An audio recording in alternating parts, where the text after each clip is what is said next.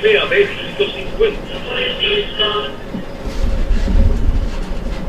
A las 8:04 regresamos hoy mismo. Ella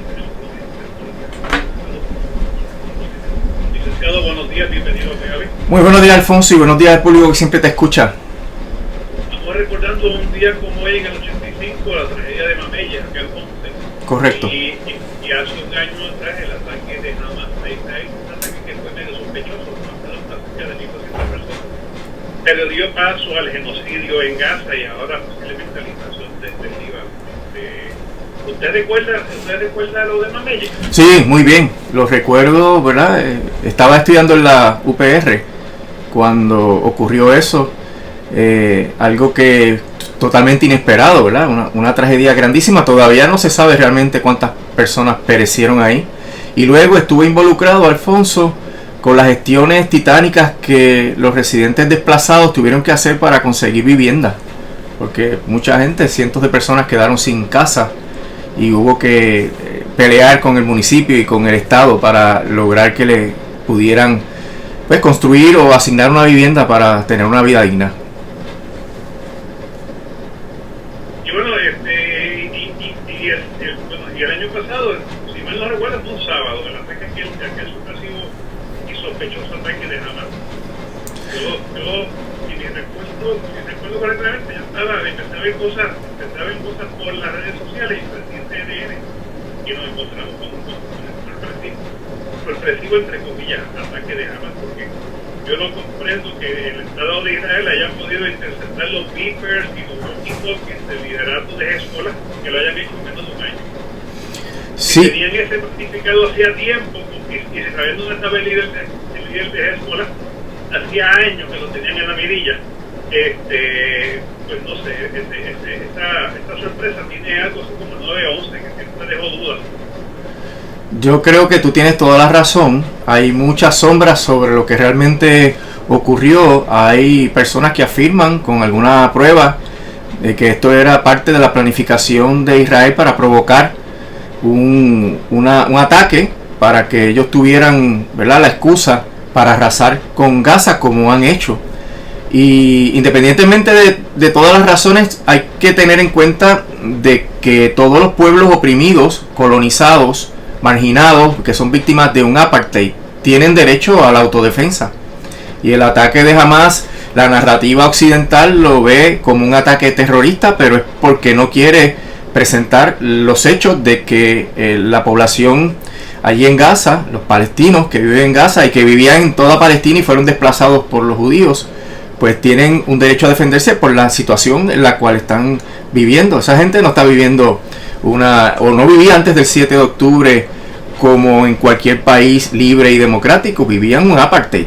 Y ellos, pues, dentro de todo ese contexto, tienen derecho, conforme al derecho internacional, a la autodefensa. Y el ataque, de cualquier manera, era previsible, no solamente porque se pueda pensar que Israel lo provoca para utilizar toda su fuerza militar para arrasar y desplazar, porque lo que quieren es desplazar a los palestinos fuera de Gaza para ocuparlos, sino que también era parte de la guerra constante que ha habido entre esas dos naciones por razón del desplazamiento que ha ocasionado Israel, el Estado de Israel, en los territorios que le pertenecían a los palestinos. Así que esa guerra es una guerra constante, ¿verdad? Desde 1948 tiene sus picos y sus bajas, pero que no era de esperarse otra cosa. No se iba a resolver porque no había ninguna solución sobre la mesa. La solución de los dos estados, que es la que más se menciona y que más apoyan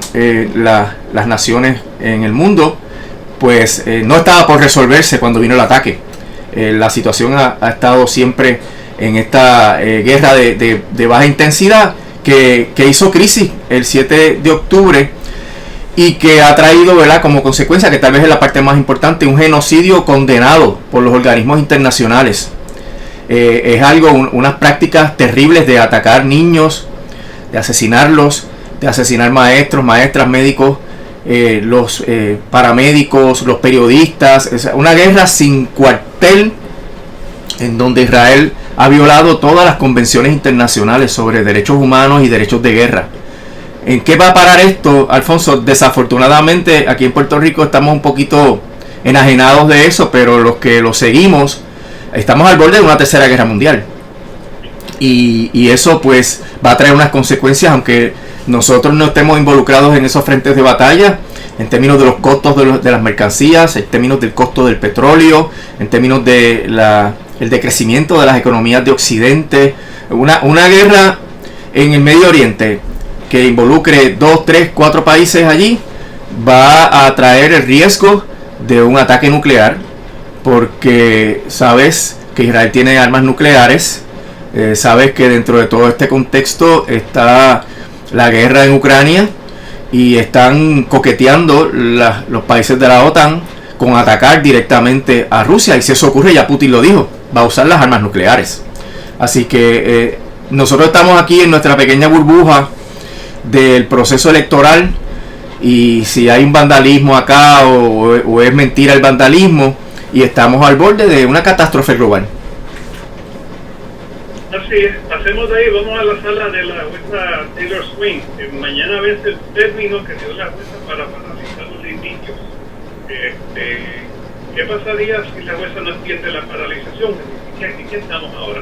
Mira, Alfonso, cuando vino la decisión del circuito diciendo que los bonistas tienen un bono asegurado, eso, como dice uno coloquialmente, viró la mesa.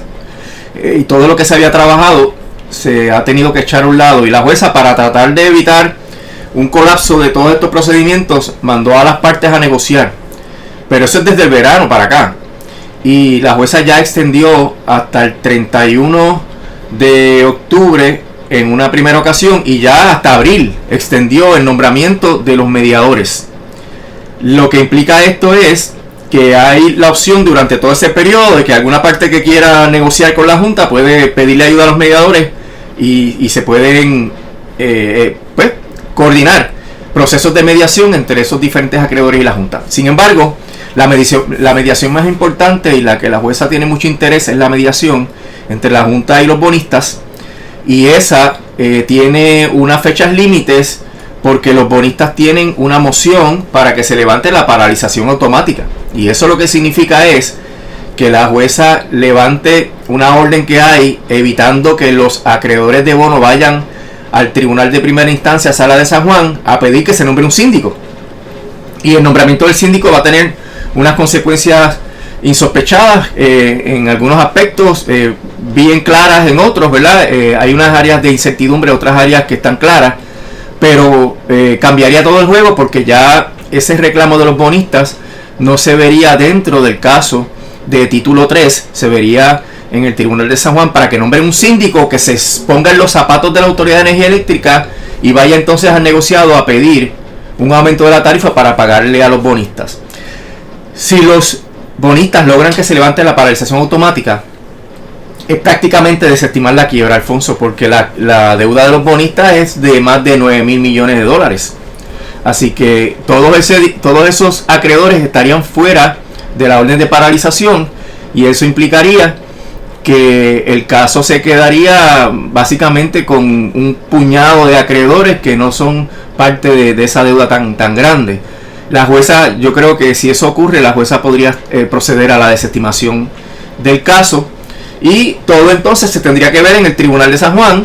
Todos los acreedores que vayan a reclamarle a la autoridad lo que se le debe tendrían que ir al Tribunal de San Juan. Pero lo cierto es, Alfonso, que tendría que seguirse las reglas que están establecidas actualmente. Por ejemplo, el sistema de retiro tendría que seguir operando como está bajo el reglamento del sistema de retiro.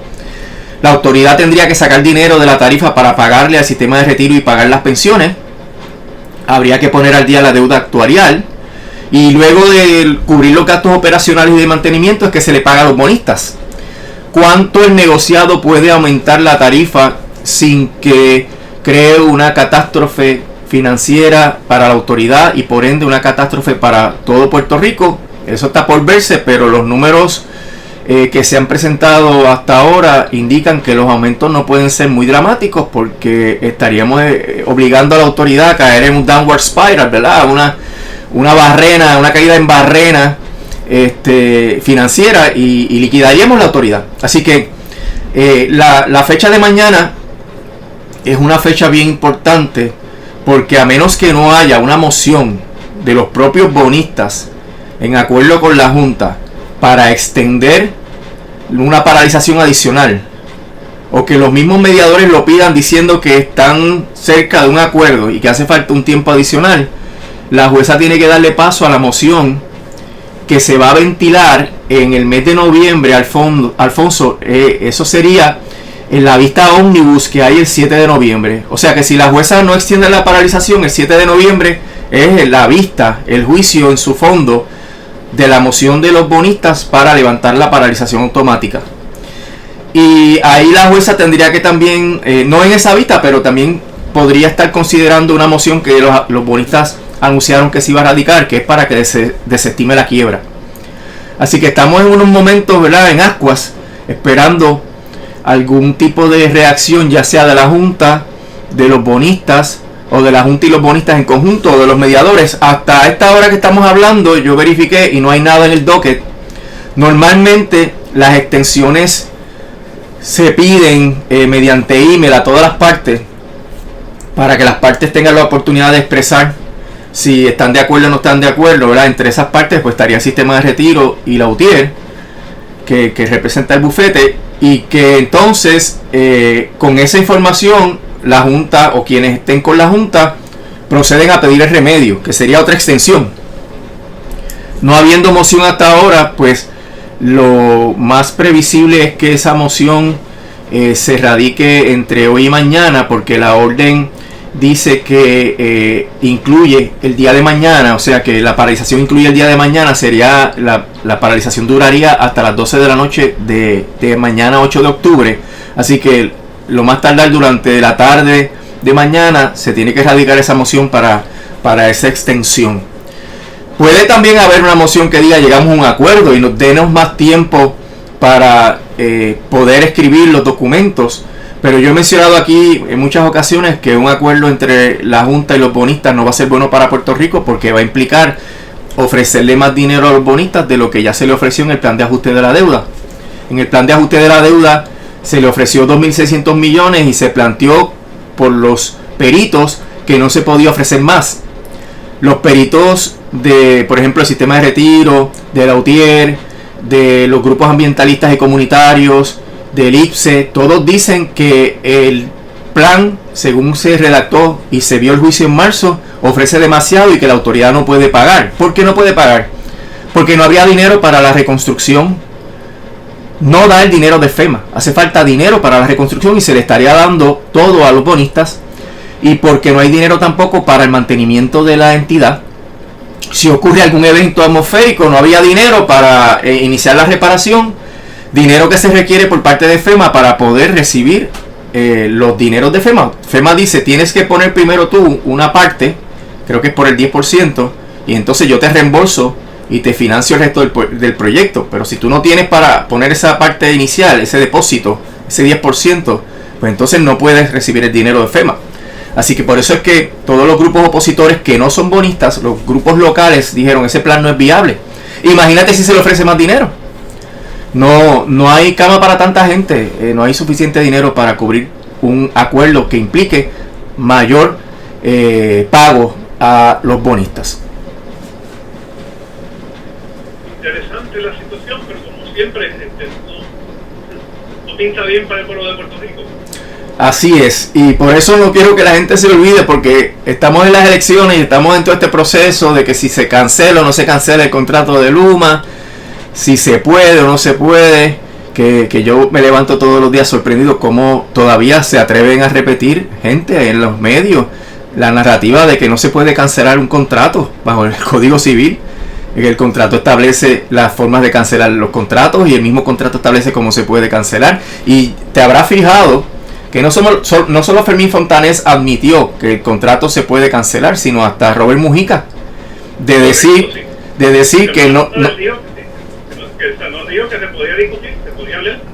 Claro, y que es mi planteamiento ante la realidad de que el servicio de Luma ha sido catastrófico, terrible, y de que no hay ninguna expectativa. La Junta no puede ignorar esos hechos y esos datos. La Junta está comiéndose las uñas con Luma, porque la Junta es responsable de Luma. y el fracaso de esa gestión ya el pueblo lo adjudicó. Ya la Junta primero le dijo a los candidatos: no pueden estar hablando de esto, como si ellos pudieran prohibir lo que cada candidato dice, ¿verdad? Qué cosa más loca. Robert Mujica diciendo que los políticos no pueden hablar de ese tema, no pueden politicar con eso. Una falsedad. Pero ya está diciendo que estaría dispuesto a considerar un nuevo operador, lo cual es otro disparate, ¿verdad? Porque primero, no va a haber ningún otro nuevo operador que se va a meter en esta olla de grillo. Y segundo, que si hay un gobierno como el que esperamos en enero, pues esa no va a ser el planteamiento que se va a llevar. Tendría que ser retornar el servicio eléctrico a una entidad reformulada, que sea autónoma, despolitizada, profesional y democrática, con una enmienda de la ley que permita que la autoridad pueda funcionar sin las trabas y sin las malas influencias del sectarismo partidista. Si se logra eso, pues la Junta tiene que entrar por ese embudo, porque en realidad Luma no puede, y se va a poner peor, Alfonso. Mira, ahora mismo no se sabe ni siquiera cuáles son las finanzas de Luma y cuáles son, por ejemplo, las cuentas por pagar y las cuentas por cobrar. No hay transparencia en ese tema, y lo que se anticipa por los que saben es que por lo menos las cuentas por cobrar están por las nubes. ¿Qué significa eso? Que Luma no está haciendo los esfuerzos para cobrar a los clientes morosos, y que por otro lado tampoco está haciendo los esfuerzos por recobrar los dineros de FEMA, porque como mencioné antes, FEMA te obliga a ti a hacer los primeros desembolsos y luego tú pides el reembolso. Pues Josué Colón lo puso en blanco y negro. La negligencia de Luma en obtener esos reembolsos de FEMA ha llevado a la autoridad a un déficit de casi 500 millones de dólares. Entonces, si la autoridad tiene una mala situación financiera, que nunca ha podido cubrir sus gastos operacionales desde el 2008, le añades Luma y Genera, que eran gastos que no existían, que eso es cerca de 300 millones de dólares. Y para colmo tienes un operador que se excede todos los años en el presupuesto y que no hace las gestiones para los reembolsos de FEMA. Pues mira, esto está a punto de un soplido, Alfonso, para que se vaya al piso. Y cuando tú le sumas a esto que Genera tiene las plantas de generación en un estado crítico, que también cualquier error, cualquier problema, cualquier viento que haya, nos podemos quedar sin generación suficiente por semanas. Pues esto hay que resolverlo, porque se va por aquí el resto del país. Un tropiezo adicional en este tema de la energía eléctrica puede hacer que el plan de ajuste de la deuda del gobierno central no se pueda cumplir. Ya estamos viendo los organismos que miran la economía de Puerto Rico, tanto organismos internacionales como casas acreditadoras, que están diciendo que Puerto Rico no va a crecer, y Puerto Rico tiene que crecer económicamente para fines de que pueda cumplir con los requisitos del plan de ajuste de la deuda del gobierno central. Nos están comparando en términos de crecimiento con Haití. Así que bajo todo este panorama, Alfonso, la solución tiene que ser de raíz, radical, para poder enderezar hacia donde la Junta de Control Fiscal ha llevado el país. Recuerda que la Junta de Control Fiscal en sus planes fiscales ha pretendido controlar todas las áreas de gobernanza de Puerto Rico. Y entonces esa presión para establecer esas áreas de gobernanza es lo que nos ha llevado por esta ruta de la austeridad y de la privatización. Y como el gobierno PNP, y los menciono todos los que han habido, los tres que han habido, ha sido tan pusilánime que no ha ejercido ninguna presión en contra de la Junta, no ha recabado el apoyo del pueblo para presionar a la Junta, etcétera, como hablamos la semana pasada, pues la Junta se ha apropiado de todas las áreas. Y hasta que no haya una postura firme, fundamentada con los datos y con las soluciones apropiadas, pues la Junta va a seguir en ese viaje de que se puede fiscalizar a Luma y que ellos van a empezar a fiscalizar a Luma desde ahora. Mira, ni la Junta puede fiscalizar a Luma, Alfonso. No lo permite el contrato. Quien único fiscaliza a Luma es la Autoridad de las Alianzas Público-Privadas, y la autoridad no tiene la voluntad. Así que no hay manera de resolver este entuerto si no es mediante la cancelación. Toma nota de que si el proceso de quiebra de la autoridad se descarrila, Luma y Genera se reservaron el derecho de salir corriendo. Así que a lo mejor por cualquier otra ruta se va a llegar al mismo resultado.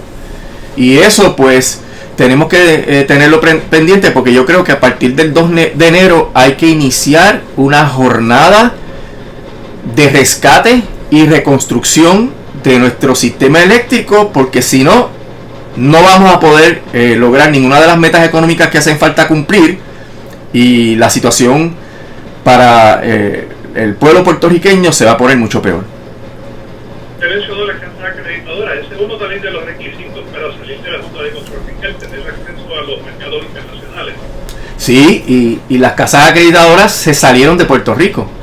AFAF ha estado coqueteando para ver si vuelven, pero ellos no quieren aconsejar a nadie, y Puerto Rico todavía no llega a los ratings mínimos que establecen las casas acreditadoras para que la gente determine si invierte o no invierte. Recuerda que el papel de las acreditadoras es analizar la economía, analizar la capacidad de pago de los gobiernos, determinar el futuro económico, si va a haber crecimiento o no va a haber crecimiento, anticipar problemas, para que un inversionista informado por todos esos datos pues decida invertir o no invertir en ese país. Y esas casas acreditadoras hacen lo que le da la gana, pero no se pueden arriesgar a que los acusen de que han disuadido a los inversionistas para invertir en un país que no tiene futuro. Lo hicieron con Puerto Rico, pero yo no creo que lo vuelvan a hacer, porque han pasado la salsa y el Guayacán con todo este tema de la deuda de Puerto Rico. Aquí las casas acreditadoras dieron ratings que estaban elevados por encima de las circunstancias de capacidad de pago de Puerto Rico, sin duda. Y me parece que el haberse retirado de Puerto Rico demuestra esa cautela. Y sin un rating no hay un bonista que compre, a menos que sea un fondo buitre, Alfonso, porque ese es el negocio de los fondos buitres: comprar a un chavo para tratar de sacar 100 chavos de cada dólar. Y eso pues es lo que hemos visto, porque ahora mismo quienes están litigando en el caso de la Autoridad de Energía Eléctrica son precisamente los fondos buitres. Licenciado, muchísimas gracias. Que tenga un bonito día. Cómo no, Alfonso, que sigas bien, que pases buen día.